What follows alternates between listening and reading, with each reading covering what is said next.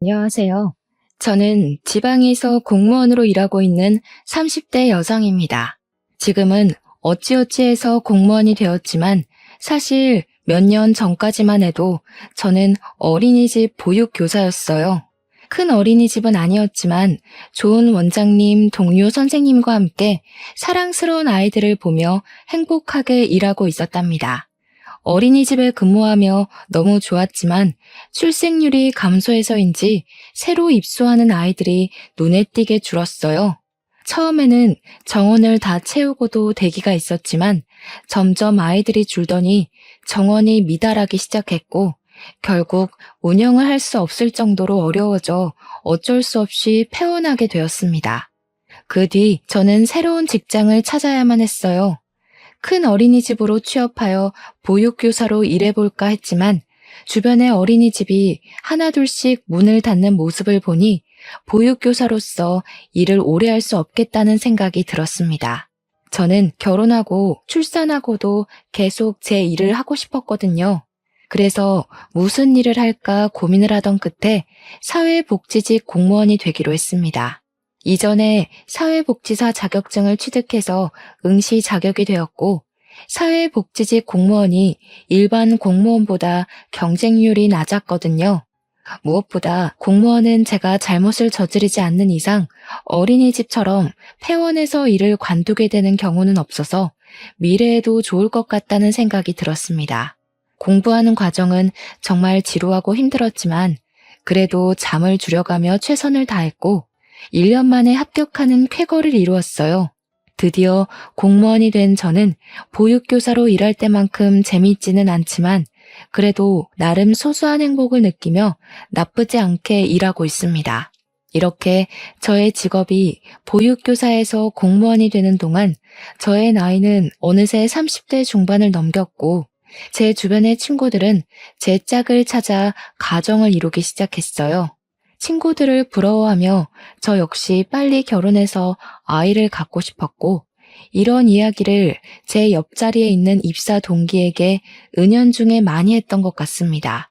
그러던 어느 날 옆자리 동기가 아직 결혼하지 못한 학교 선배가 있는데 만나보겠냐고 했어요. 꽤 괜찮은 선배인데 대기업에서 일하느라 결혼 시기를 놓쳤다고 하며 좋은 사람 있으면 소개해달라고 했는데 순간 제가 생각이 났대요.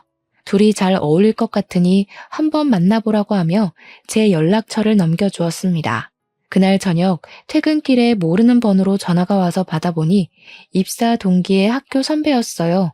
그분의 이름은 김재민이었고 나이는 저보다 2살 많았습니다.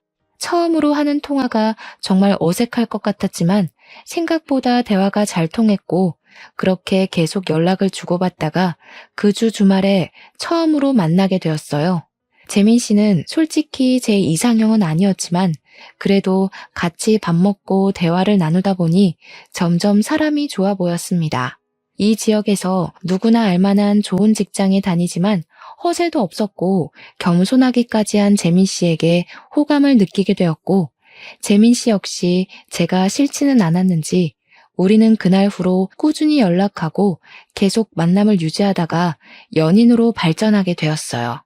그러면서 가족에 관한 이야기도 자연스럽게 나오게 되었는데 재민 씨는 3살 어린 여동생, 5살 어린 남동생이 있었고 아버지는 어릴 때 사고로 돌아가셨다고 합니다. 한동안은 생활이 힘들었지만 지금은 어머니가 어린이집 원장 선생님, 그리고 여동생은 어머니가 운영하시는 어린이집의 보육교사로 근무하고 있고 도련님 역시 중견기업에서 일하고 있어서 이제는 제법 여유로워졌다고 해요. 재민 씨는 아버지가 계시지 않는 것이 흠이 될까봐 걱정된다길래 우리 부모님은 절대 나쁘게 생각하지 않으실 테니 그런 걱정하지 말고 일단 부모님께 정식으로 인사를 드리기로 했습니다. 우리 부모님은 원래 저의 선택을 믿어주시고 존중해주시는 분이라 제가 좋다고 하니 딸의 눈을 믿겠다며 재민 씨와의 결혼을 반기셨어요. 무엇보다 홍기가 지난 딸을 드디어 결혼시킨다는 생각에 아주 홀가분해 보이셨습니다.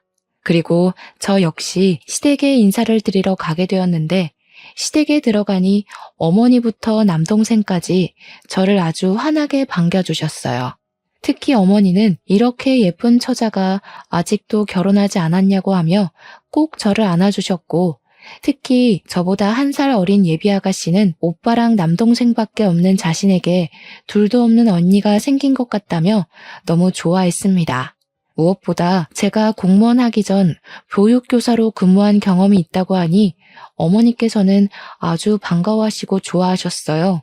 그 뒤로 우리의 결혼 준비에는 가속도가 붙었고, 그 후 6개월 만에 결혼식을 올리고 정식으로 부부가 되었답니다. 남편은 결혼 후에도 저에게 여전히 잘해주었습니다. 주변 친구들의 말을 들어보면 신혼 때 피 터지게 싸운다고 하던데, 저와 남편은 신혼 때부터 지금까지 한 번도 큰 소리를 내며 싸워본 적이 없었어요.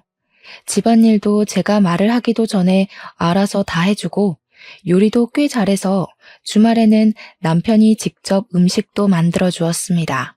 게다가 시어머니도 시댁에서 저에게 설거지조차 시키신 적이 없고, 주방에는 얼씬도 못하게 하셨어요. 혹시라도 주방 일을 부탁해야 할 일이 생기면 제가 아닌 남편이나 아가씨 또는 도련님을 시키셨고, 김장도 저에게 알리지 않고 시어머니 친구분들을 불러서 함께 하셨습니다. 저희 시댁은 차례나 제사도 없어서 명절 때는 거의 외식을 하거나 배달 음식을 시켜 먹었어요. 남편보다 3살 어린 아가씨 역시 저를 친언니처럼 따랐고, 우리는 종종 둘이서만 만나 맛집 탐방도 하고 같이 술도 마시곤 했습니다. 제가 친구들에게 이런 이야기를 하면 세상에 그런 남편과 시댁이 어딨냐며 아주 많이 부러워했고, 저 역시 항상 저를 배려해 주시는 시어머니와 저를 최우선으로 생각하는 남편에게 너무 고마웠어요. 그러던 어느 날 항상 과묵하고 말이 없던 도련님이 결혼하고 싶은 사람이 생겼다며 부모님께 보여드리기 전에 저와 남편에게 먼저 보여주고 싶다고 했습니다. 저는 사실 항상 말이 없는 도련님을 보며 여자를 만날 수 있겠나 싶었는데, 결혼하고 싶다고 하니 괜히 제가 다 자랑스럽고 기쁘더라고요. 그런데 도련님과 결혼할 사람, 즉 나의 예비 동서가 부모님은 어릴 적 돌아가시고 오빠가 하나 있긴 했는데, 그 오빠 역시 얼마 전 병으로 세상을 떠났다고 합니다. 그래서 가족이 없으니 말조심을 해달라고 부탁했어요. 드디어 만나기로 한 당일 우리가 먼저 레스토랑에 도착하고 이어서 도련님과 결혼할 사람이 도착했습니다. 예비동서는 저를 보자마자 아주 반갑게 인사를 했어요. 솔직히 부모님이나 형제 자매가 없어서 어두울 줄 알았지만 제 걱정과는 다르게 정말 밝고 구김살 하나 없이 명랑했습니다. 같이 있으면 기분이 절로 좋아지는 사람이었고, 과묵하고 자신의 감정을 잘 표현하지 않는 도련님과 정반대의 성격이었지만 무뚝뚝한 도련님을 웃게 만드는 재주가 있었어요.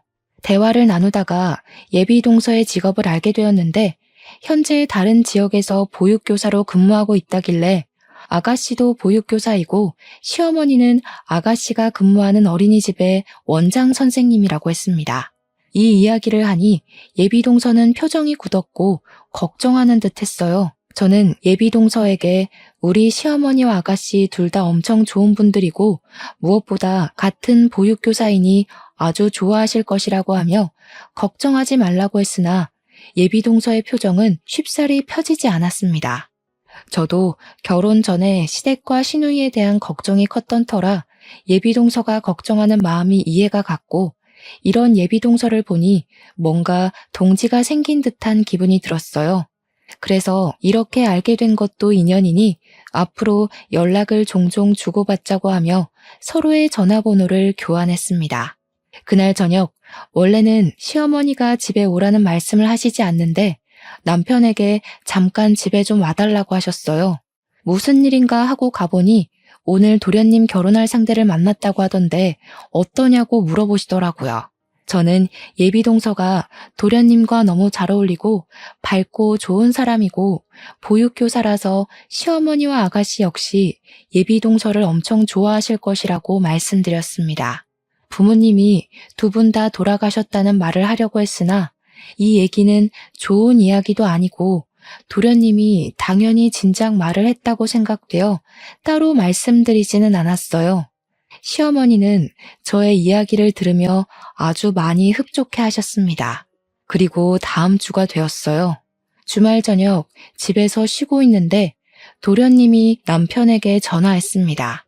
남편이 도련님과 심각하게 통화를 하길래 무슨 내용인지 들어보니 예비동서를 데리고 집에 갔는데 시어머니와 아가씨가 예비동서에게 화를 많이 냈다고 해요.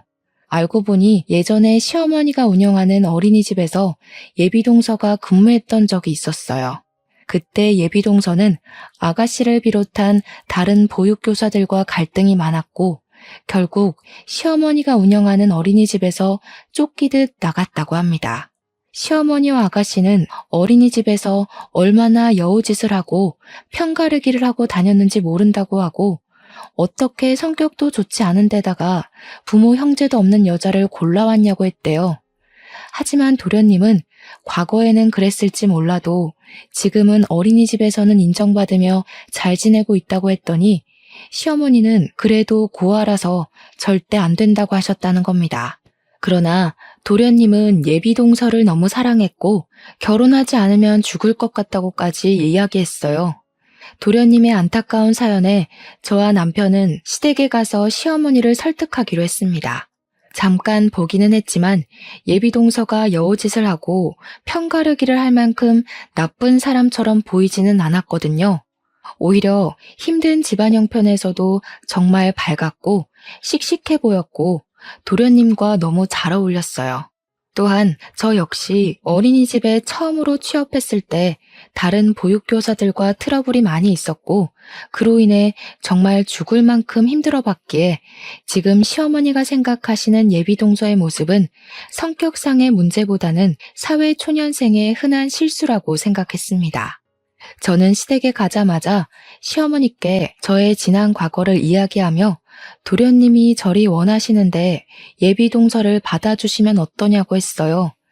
생각보다 시어머니와 아가씨는 완강했고 그리 반대하는 가장 큰 이유 중 하나가 바로 부모가 없다는 이유 때문이었습니다. 부모님이 돌아가신 게 재수씨의 잘못은 아니잖아. 그리고 그렇게 따지고 들면 우리 집 역시 당당할 것 없지, 안 그래? 뭐가 당당할 게 없어? 우리 집 어디가 어때서? 우리 집도 아버지 안 계시잖아. 나중에 정혜가 결혼한다고 남자 데려왔는데 그 집에서 아버지 계시지 않는다고 반대할 수도 있는 거 아니야? 그리고 무엇보다 엄마는 어린 아이들을 돌보는 선생님인데 그런 사람이 부모 없다는 이유로 결혼을 반대한다는 게 말이 돼? 그래도 부모 없이 자란 사람을 우리 집 며느리로 들일 수는 없어. 게다가 예전에 우리 어린이집에서 근무할 때 얼마나 뒷말이 많았다고. 절대 안 돼. 뭐가 얼만큼 뒷말이 많았는데 어린이집에 무리를 일으킬 정도였어? 그 정도는 아니었잖아. 그리고 그때는 그렇다 쳐도 지금은 아니잖아. 솔직히 그렇게 과거 하나하나 따지면 정의 죄도 만만치 않아. 아무 곳에도 시집 못 간다고. 남편의 말에 시어머니는 아무 말도 못했고 시어머니는 일단 가라고 하셨습니다. 시어머니는 제가 갈 때마다 항상 웃으시며 잘 대해주셨는데 이런 모습을 처음 봐서 당황스러웠어요. 일단 이날은 시간이 늦어서 우리는 바로 집으로 왔습니다. 2주일 정도 후 시어머니한테 전화가 왔는데 울고 계셨어요. 무슨 일이냐고 했더니 도련님이 밥도 잘 못 먹고 잠도 잘 못 자더니 결국 쓰러져서 응급실에 왔다고 합니다. 저와 남편은 깜짝 놀라 바로 병원으로 달려갔어요. 시어머니는 응급실까지 실려온 도련님을 보더니 이러다가 우리 재호 죽겠다고 하며 어쩔 수 없이 결혼을 허락했습니다. 도련님이 몸이 회복되자 바로 결혼 준비를 했어요. 예비동서는 가족이 없어서 상견례도 할 필요 없었고 바로 식장을 예약하고 웨딩 사진을 찍었습니다. 하루는 동사무소에서 근무하고 있는데 예비동서에게 연락이 왔어요. 웨딩 사진을 찍었다며 저에게 사진을 보내줬는데 너무 예쁘고 천사 같았습니다. 저는 잘 나왔다고 하며 이런저런 이야기를 하다가 결혼 준비는 어찌 되어 가는지 궁금해서 신혼집은 구했냐고 물었더니 합가하기로 했다는 거예요. 제가 시어머니 모시고 사는 게 쉬운 일이 아니고 어린이집 출근도 해야 하는데 힘들지 않겠냐고 했습니다. 그랬더니 예비동서는 어린이집은 거리가 멀어서 관뒀고 보육교사로 오래 일하면서 어머니들을 많이 상대해봐서 이제 어른들 상대하는 건 그리 어렵지 않다고 했어요. 왜 잘 다니던 어린이집을 관뒀냐고 하니 어머니께서 집에서 살림하기를 바라시기도 했고 예비 동서도 어머니 곁에서 어머니의 인정을 받고 싶어서 스스로 정한 일이라고 했습니다. 저는 예비 동서에게 힘들면 언제든 도울 테니 혼자 끙끙 앓지 말고 반드시 말해달라고 했어요. 그렇게 시간이 흘러 도련님의 결혼식 날이 되었습니다. 내심 동서는 부모님이나 형제 자매가 없어서 하객이 많이 없으면 어쩌나 걱정했는데 동서가 근무했던 어린이집의 보육교사와 학부모님 그리고 아이들로 자리가 꽉 차 있었어요.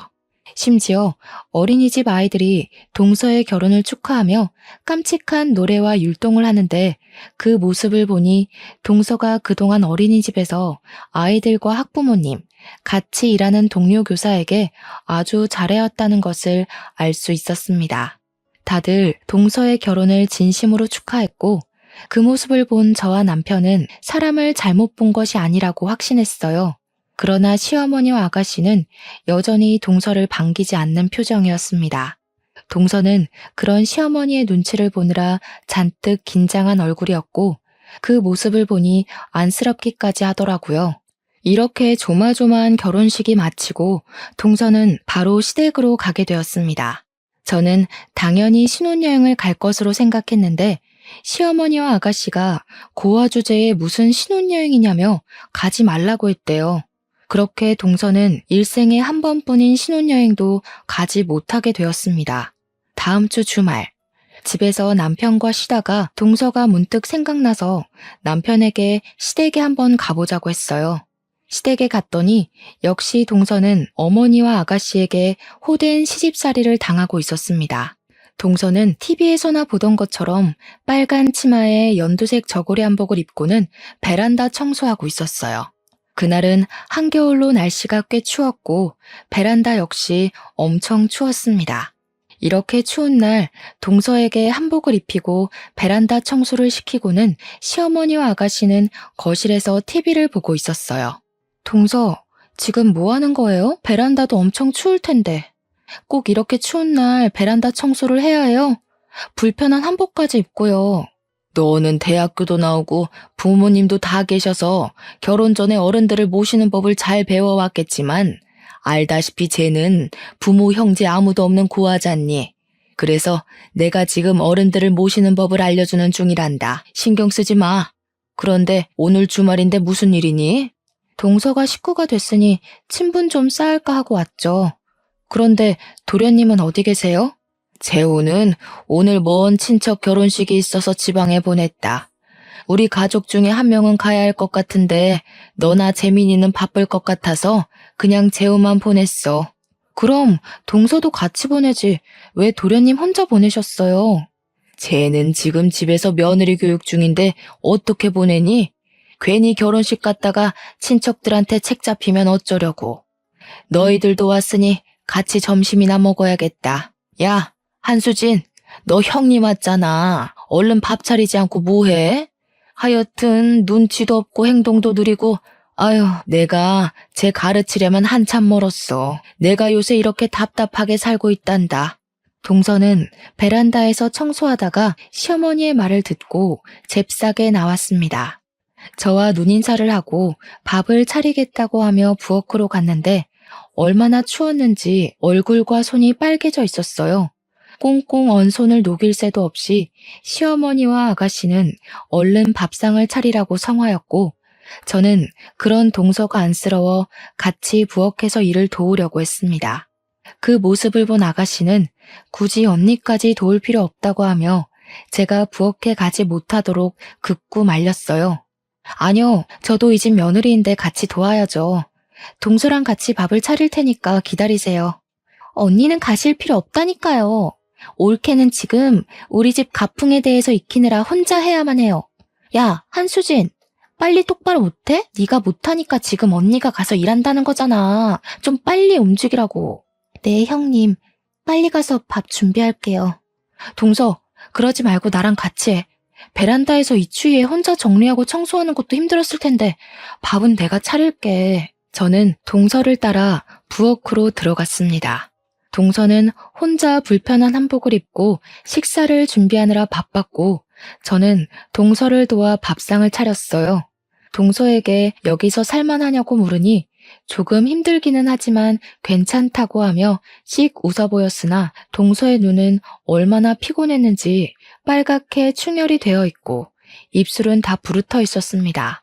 동서와 함께 이런저런 이야기를 나누며 같이 밥상을 차리고 다들 오시라고 불렀어요. 저는 평소에 앉던 대로 남편의 옆에 앉았습니다. 그런데 동서는 자리에 앉지 않고 옆에 서 있는 거예요. 왜 거기에 서 있냐고 하니까 원래 자신은 늦게 먹는다고 했습니다. 저는 그런 게 어디 있느냐고 하면서 얼른 자리에 앉으라고 했어요. 그랬더니 시어머니가 신경 쓰지 말라길래 그럼 저도 밥을 먹지 않겠다고 하고 동서 옆에 가서 서 있었습니다. 시어머니와 아가씨는 그러지 말고 그럼 오늘만 둘 다 앉아서 밥을 먹으라고 했어요. 동서도 자리에 앉고 우리 모두 다 같이 식사를 시작했습니다. 그날 밥 먹고 저녁까지 있다가 집에 왔는데 시어머니와 아가씨는 동서를 잠시도 쉬지 못하게 하는 것 같았어요. 나이도 어린 동서가 그렇게 당하고 사는 게 너무 안타까웠고 이제 별일 없으면 주말마다 시댁에 가서 동서를 도와줘야겠다고 생각했습니다. 그 뒤로 저는 매주 주말마다 시댁에 갔어요. 시어머니와 아가씨는 제가 가는 것을 아주 부담스러워하는 눈치였지만 동서는 제가 가면 너무 좋아했습니다. 저는 그러면서 동서와 더 많이 친해질 수 있었어요. 갈 때마다 시어머니와 아가씨는 아주 비정상적이라는 생각이 들 정도로 동서를 구박했습니다. 시어머니도 시어머니였지만 아가씨는 동서를 못 잡아먹어서 암달난 사람처럼 동서를 혼냈어요. 그래도 동서는 인상 한번 찌푸리지 않았고 저는 그런 동서가 참 대단하다고 생각했습니다. 도련님은 그때마다 동서의 편을 들어주기는 했지만 그러면 그럴수록 동서는 더 곤란해져 보였어요. 그러다가 설날이 일주일 앞으로 다가왔습니다. 원래 우리 시댁은 차례도 없고 제사도 없었어요. 그런데 시어머니가 이번에 며느리가 둘이나 생겼으니 갑자기 차례를 지내겠다고 했습니다.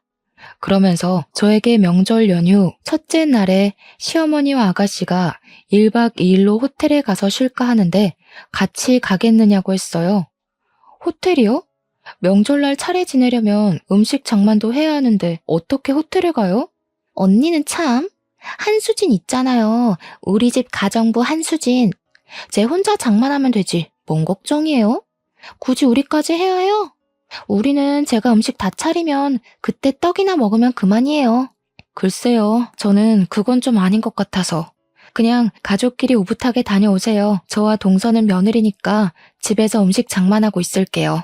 희주도 같이 가지 그래. 못하러 부모도 없는 고아인 쟤를 그리 챙기고 감싸고 도니 너는? 아유, 우리 첫째 며느리는 진짜 심성도 좋아요. 저는 괜찮아요. 그냥 집에서 같이 음식 장만할 테니 아가씨와 둘이 호텔에 다녀오세요. 명절에 차례를 지낸다고 해놓고서는 며느리에게 모든 일을 다 시킬 생각하는 시어머니와 아가씨의 심보에 정말 기가 막혔습니다. 그리고 명절 연휴 첫째 날 남편은 갑자기 회사에 문제가 생겨 출근해야만 했기에 어쩔 수 없이 저 혼자 시댁에 갔어요. 시댁에 가니 도련님도 당직이라 회사에 출근했고 동서 혼자 장을 다 보고 음식을 장만하고 있었습니다. 동서는 저를 보더니 같이 호텔에 가시지 왜 왔냐고 했어요. 제가 첫 명절인데 동서와 같이 있고 싶어서 왔다고 하니 너무 고맙다고 눈물까지 글썽였습니다. 저는 동서와 함께 전을 부치고 나물과 각종 음식을 하며 이야기를 나눴어요. 그러다가 동서가 자신이 살아온 이야기를 했습니다. 동서에게는 어릴 적 아버지가 술병을 들고 매일 소리 지른 기억밖에 없대요. 어머니는 그런 아버지에게 매일같이 맞고 눈이 멍든 채로 식당에 나가서 홀서빙에 설거지 등의 온갖 굳은 일을 다 하셨습니다.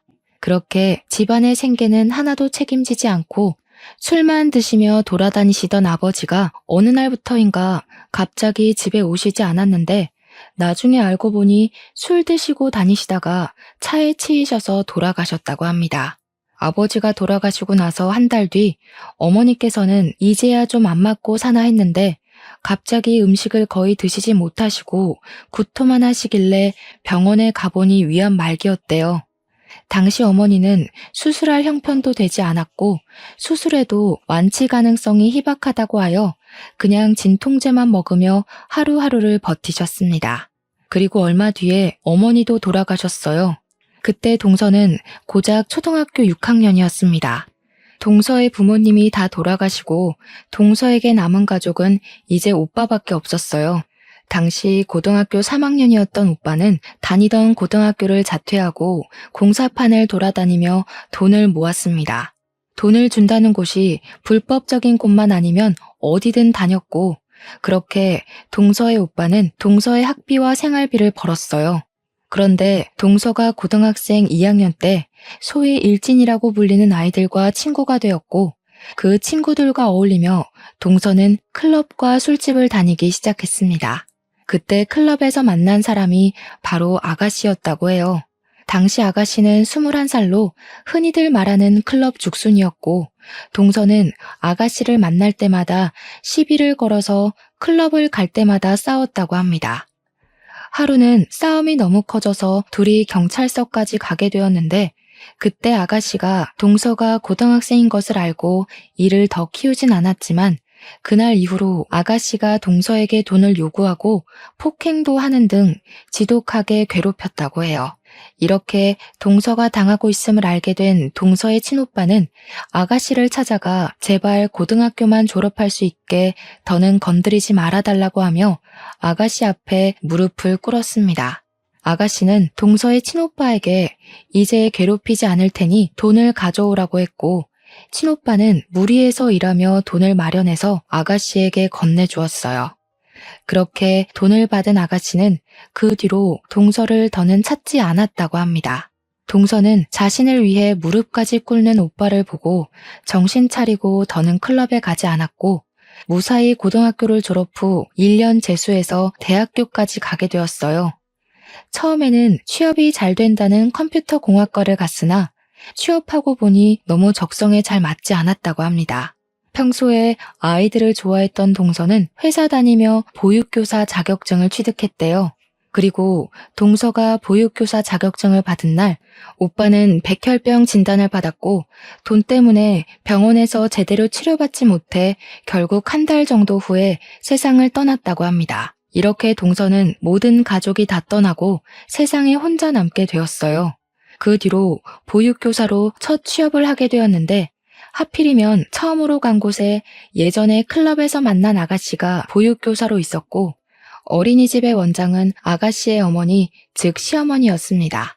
동서가 먼저 아가씨를 알아보고 왜 여기 있냐고 물었고 아가씨는 엄마가 어린이집 원장 선생님이라 뒤늦게 전문대학교 유아교육과 가서 이곳에서 일하고 있다고 했어요.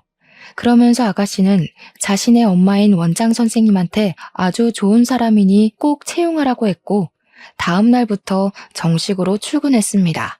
동서는 처음에는 아가씨가 있어서 조금 꺼려지기는 했는데 이전과는 달라진 것으로 보였고 여기 아니면 당장 일할 곳도 없어서 근무하기로 했다고 해요.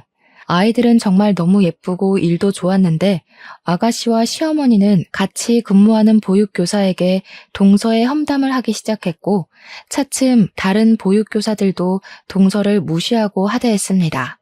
어린이집의 모든 굳은 일은 다 동서가 도맡아서 했고 회식 같은 것을 할 때도 동서만 빼놓고 자기들끼리만 갔다고 해요. 다른 보육교사들이 원망스러웠지만 원장 선생님인 시어머니와 그 딸인 아가씨가 동서를 주도적으로 따돌리니 다들 어쩔 수 없었을 것이라고 했습니다. 너무 힘들었던 동서는 결국 1년 만에 그곳은 관두고 다른 곳으로 가려고 했지만 시어머니와 아가씨가 이 지역의 다른 어린이집에도 취업하지 못하게 동서가 고등학교 때부터 일진들과 놀고 술 먹고 다녔다는 소문을 퍼뜨렸어요.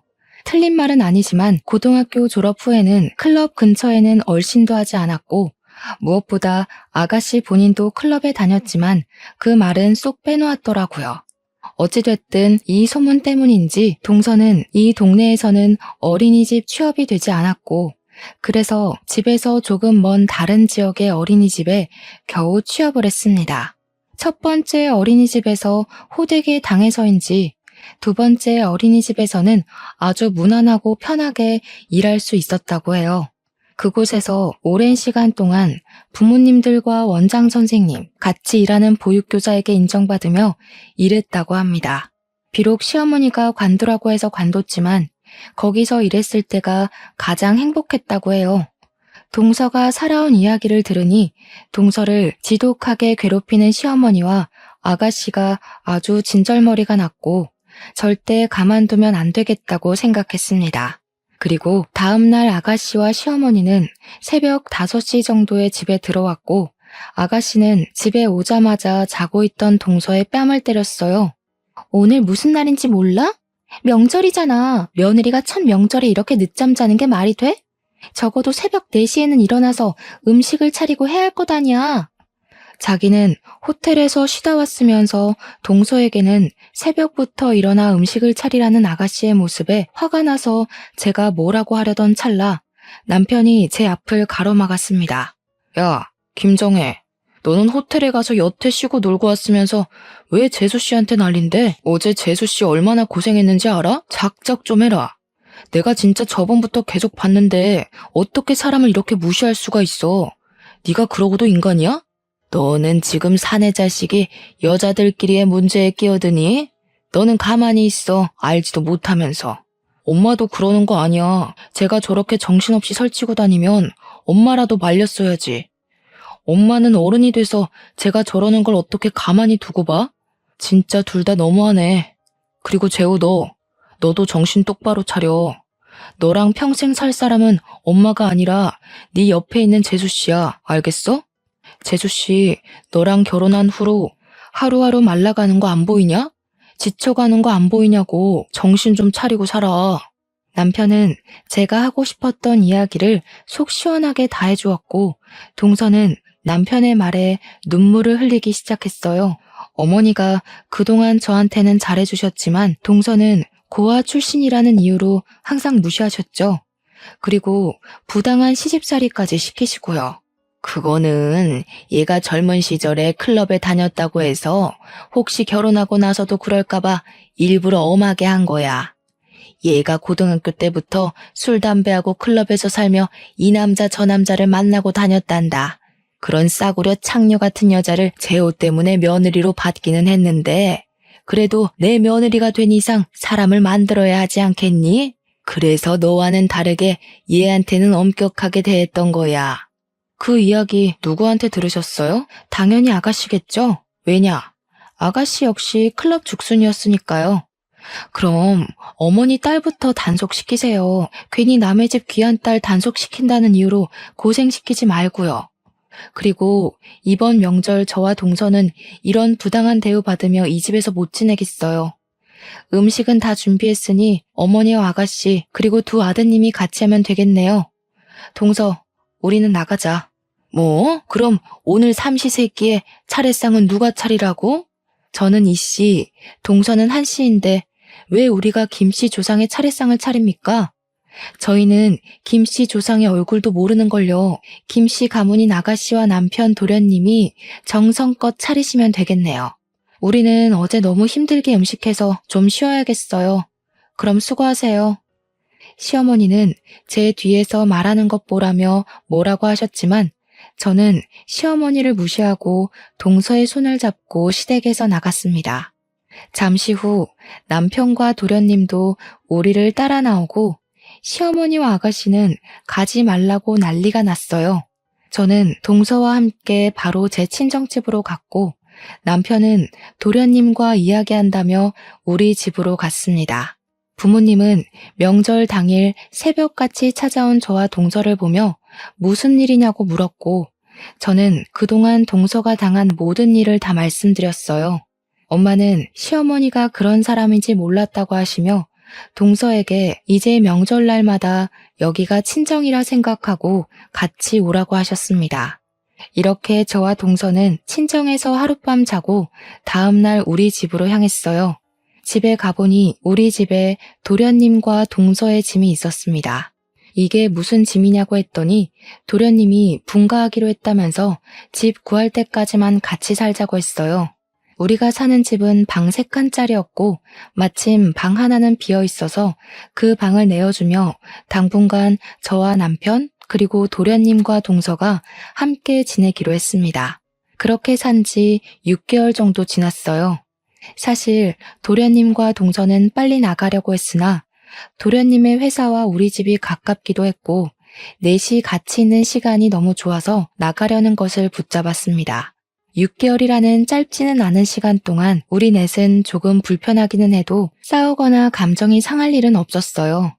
그러던 어느 날 시어머니에게 연락이 왔습니다. 이번에 아가씨가 결혼할 남자를 데리고 와서 상견례를 할 테니 그때 다 나오라고 하며 상견례 장소와 시간을 알려주었어요. 우리는 굳이 가고 싶지 않았지만 그래도 아가씨가 결혼한다고 하니 어떤 사람과 하는지 궁금해서 상견례장에 가겠다고 했습니다. 아가씨의 상견례 날이 되었어요. 음식점 이름만 들어서 몰랐는데 막상 가보니 꽤 비싸고 좋은 한정식 집이었습니다. 예약된 곳으로 들어가 보니 아가씨와 결혼할 남자 측 가족들이 이미 와 있었는데 아가씨의 시아버지 되실 분이 바로 저의 직장 상사였어요. 이분은 우리 동사무소에서 부자 집안으로 소문나 있고 인성도 꽤 좋으신 분이었습니다.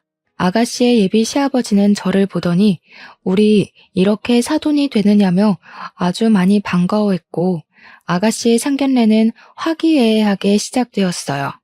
한창 이야기를 주고받다가 아가씨의 예비 시아버지가 저에게 아가씨는 집에서 어떠냐고 물어보셨습니다. 아가씨요? 집에서 저한테 아주 잘 대해주세요. 인성도 좋고 말도 재밌게 잘하고 아주 좋은 사람이에요. 그런데 제 동서한테는 참 까칠하더라고요. 왜 그런가 하고 봤더니 동서가 부모님이 계시지 않고 젊었을 때 클럽에 다녔다는 이유로 그리 구박을 해대더라고요. 저는 다행히 부모님 2분 다 살아계시지만 제가 동서처럼 아버지가 계시지 않거나 2분 다 안 계셨다면 아마 저도 같은 취급 당했겠죠?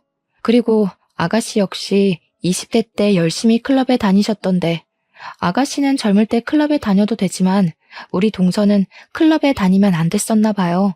아, 지금 상견례를 하고 있는데 아가씨가 클럽 다니며 이 남자 저 남자 만났던 이야기는 하면 안 되는 거였나? 젊을 때야 뭐 다 그러죠. 다 이해하시죠?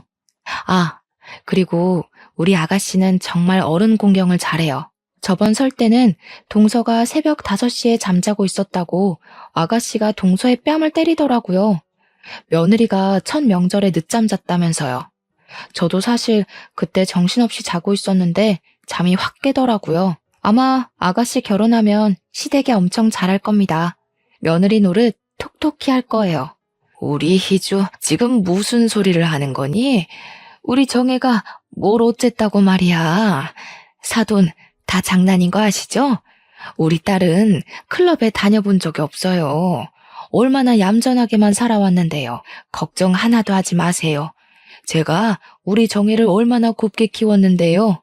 시어머니는 저의 폭탄 발언에 뒤늦게 뒷수습을 하려고 했지만 이미 아가씨의 예비 시부모님들은 표정이 굳어 있었고 상견례장 분위기는 얼음판처럼 싸해졌습니다. 바로 상견례는 마무리되었고 아가씨의 예비 남편 가족들이 나가자마자 시어머니와 아가씨는 제 머리채를 붙잡았어요. 너 미쳤냐? 그래도 공무원이라고 오냐오냐 해줬더니만 이게 아주 하늘 끝까지 기어오르려고 하네. 이게 지금 얼마짜리 판인데 네가 끼어들어? 이러다가 우리 정혜 결혼 못하면 어찌할 거야? 저 집이 어떤 집인 줄이나 알아? 언니는 그냥 조용히 입이나 닥치고 있을 것이지. 왜 눈치 없이 주둥이를 나불거려서 내 앞길을 막아요? 진짜 제정신 아니네. 한수진 전현이랑 어울리더니 이제 정신줄 나버렸어요? 시어머니와 아가씨는 나가자마자 저를 죽일 듯한 눈빛으로 저에게 욕설을 퍼부었습니다. 그때 나갔던 아가씨의 예비 남편과 예비 시부모님이 다시 들어왔어요. 아가씨의 예비 시어머니가 핸드폰을 테이블에 두고 가서 찾으러 온 것이었습니다. 이로 인해 아가씨의 예비 남편은 아가씨가 욕설하고 제 머리채를 붙잡은 모습을 다 보게 되었어요. 너 원래 인성이 있던 사람이었구나. 그동안 내 앞에서 착한 척하느라 정말 힘들었겠네. 고생 아주 많았어. 이제 네 맘대로 하고 살아. 나는 이렇게 이중인격자인 너랑 결혼은 못하겠다. 무슨 소리야. 우리 서로 너무 사랑했잖아. 그런 소리 하지 마. 너가 너희 올케 부모님 계시지 않다고 그렇게 무시했다면서? 나 역시 아버지가 계시지 않는 너와 결혼 못하겠어. 결혼식을 하는데 장인 장모가 함께 있어야지. 혼주석에 장모 혼자 앉아 있으면 그림이 웃기지 않겠어? 나는 그런 반쪽짜리 집안이랑 결혼 못하겠다. 아버지, 어머니도 저와 생각이 같으시죠? 아가씨의 예비 시부모님은 아가씨의 얼굴을 보며 혀를 끌끌 차시며 나가셨고, 그렇게 아가씨는 파혼하게 되었습니다. 그 뒤로 아가씨는 저 때문에 파혼하게 됐다며 저를 때리고 제 머리채를 잡아 흔들었고, 결국 직원의 제지로 식당에서 쫓겨났어요. 저와 남편 그리고 동선의 부부 역시 식당에서 나와 우리 집으로 가서 넷이 세상에서 가장 통쾌하고 시원한 맥주를 마셨습니다. 그리고 그날 이후 저와 동선은 물론이고 남편과 도련님도 시어머니 아가씨와 연락을 끊고 살았어요. 그 뒤로 동선의 부부는 이제 더는 얹혀 살 수 없다며 우리 집 근처로 이사했고 우리는 여전히 서로의 집을 오가며 허물없이 지내고 있습니다. 그리고 시어머니와 아가씨는 상견례 날 식당에서 제 머리채를 잡은 동영상이 지역 맘카페에 퍼지면서 모든 신상이 털렸고 현재 시어머니가 운영하는 어린이집 엄마들 사이에도 소문이 나서 이런 선생 밑에서 아이들이 무엇을 배우겠냐며 다들 퇴소했어요. 아이들이 없으니 더는 운영이 되지 않았고 시어머니의 어린이집은 폐원하게 되었다고 합니다. 당장 밥줄이 끊겨서 힘들어진 시어머니와 아가씨는 결국 집을 팔고 아직 집을 구하지 못해 모텔에서 지내고 있다고 해요. 그리고 동서는 다시 보육교사로 취업해서 동서가 사랑하는 아이들을 보며 아주 행복하게 일하고 있어요. 물론 다른 보육교사들과 언니 동생하며 아주 잘 지내고 있답니다. 지금까지 힘들게 살았지만 주변 사람들에게 싹싹하고 밝게 지내는 동서를 통해 저는 많은 것들을 보고 배워요. 저보다 나이는 어리지만 배울 것이 많아 인생 선배 같은 동서를 만나서 너무 요새는 행복하답니다. 이제는 동서가 지난 아픈 과거는 다 잊어버리고 자신의 꿈 펼치며 행복하게 살았으면 좋겠네요. 저의 이야기는 여기까지입니다. 지금까지 들어주셔서 감사합니다. 모두 편안한 하루 되세요.